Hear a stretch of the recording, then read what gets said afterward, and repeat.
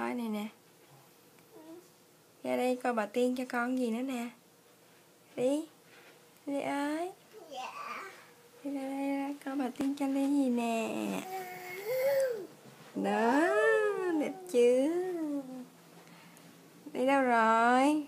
Ra đây con. Wow, thích không?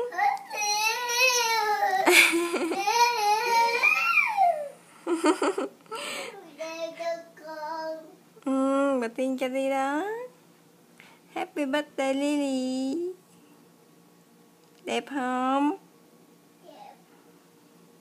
Wow. Con lại con coi đi. Đẹp quá ha. Đó, bà Tiên cho Ly đó.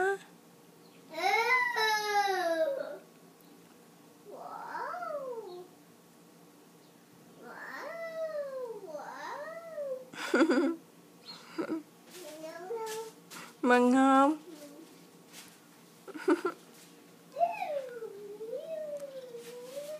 Có công chúa đó. Con ngoan đó, bà Tiên cho con quà đó. Mai mốt ngoan vậy hoài ha, ngoan vậy. Bóng. Bóng. Nhảy đi. Nhảy lên vui đi. Bóng. Kẹo. Kẹo. Kẹo nè, kẹo. Kẹo. Bình hoa kẹo của Lily đó hả? Thích không? Con cầm. Con cầm.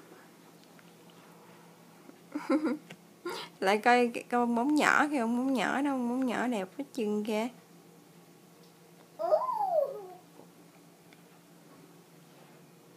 Đẹp quá ha.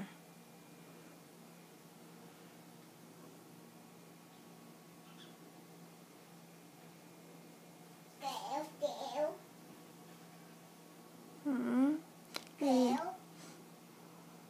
Thôi đi, bye bye đi, chút nữa mẹ cho ăn kẹo nha.